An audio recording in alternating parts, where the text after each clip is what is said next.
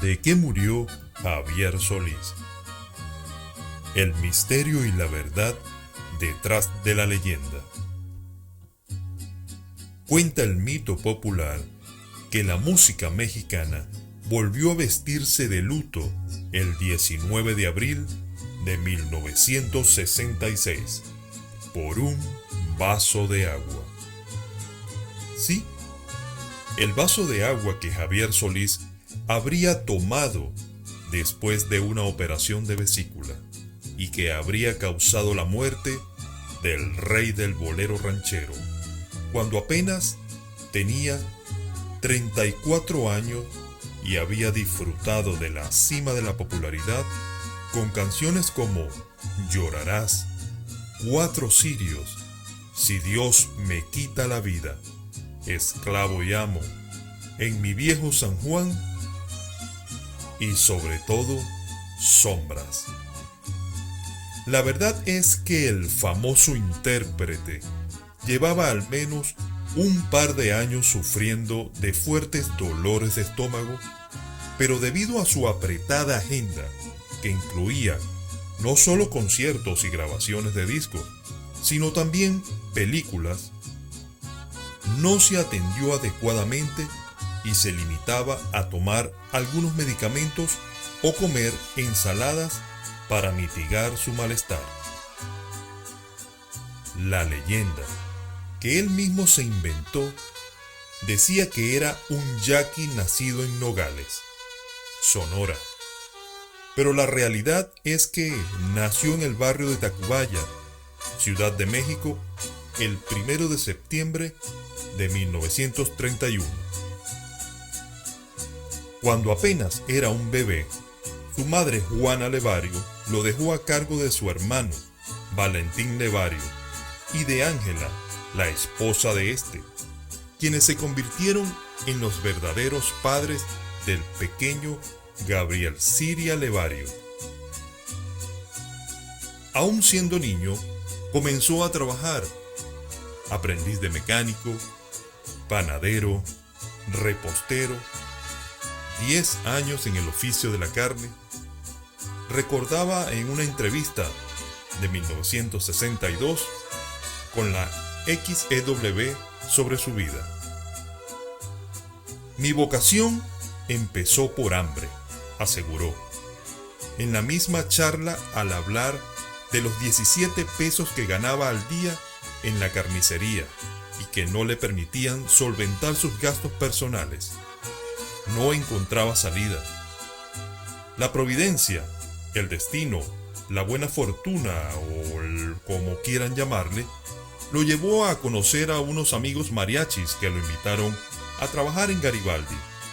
De allí, él inició de un peregrinar entre agrupaciones, restaurantes, bares y centros nocturnos, pero también de una historia que parecía tocada por el velo de lo mágico, aunque de trágico final.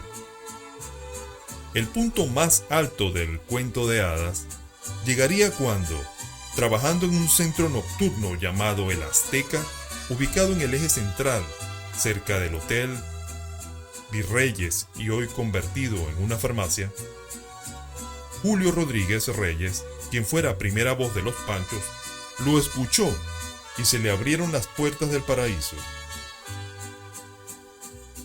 «Necesitas que te oigan», le dijo Julito. «Me tuvo fe», comentaba Solís sobre el hombre que lo llevó a hacer su primera grabación de un disco y quien lo presentó al compositor y director artístico Felipe Valdés Leal, quien supo que en aquel joven existía el potencial de una estrella y lo acogió bajo su tutela.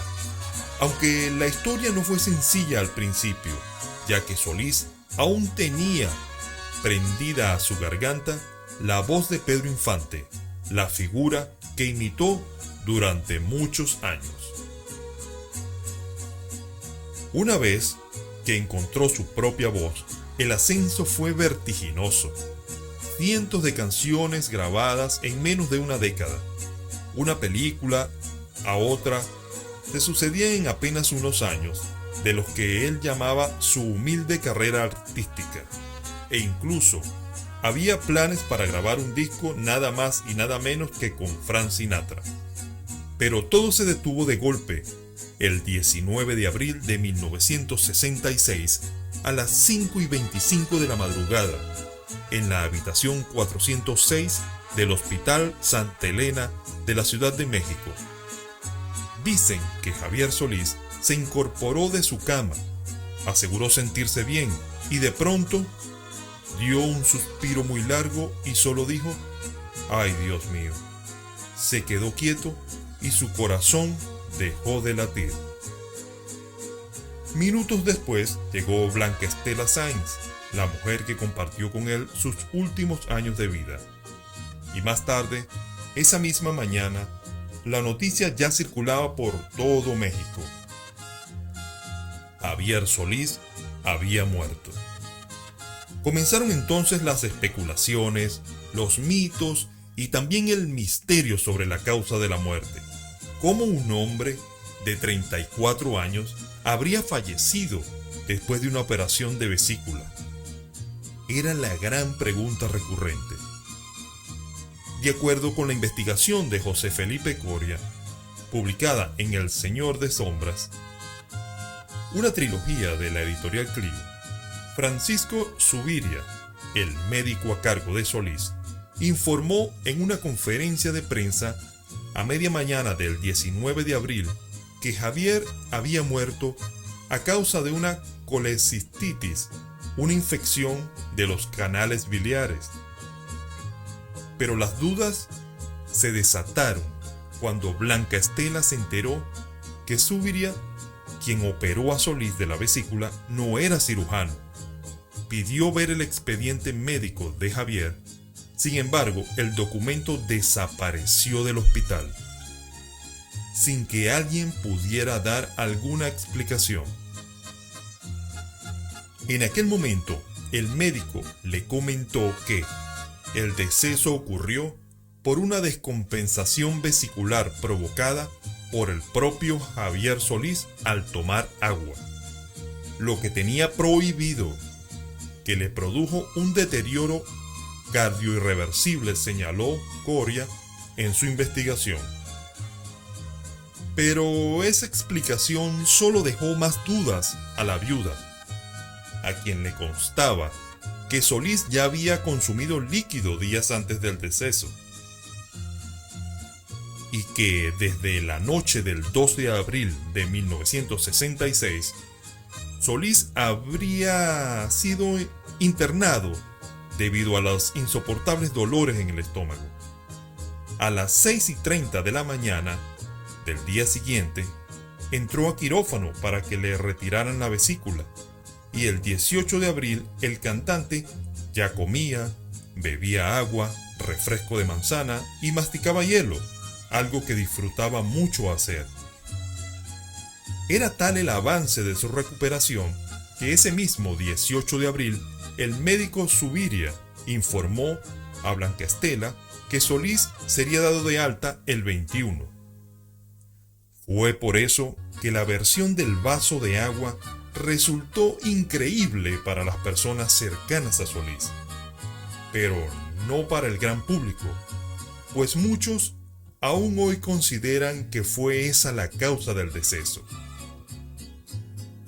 La realidad es que entre las diversas versiones de Zuviria y la desaparición del expediente médico, aún hoy nadie sabe qué pasó exactamente con Javier Solís entre la noche del 18 y la madrugada del 19 de abril.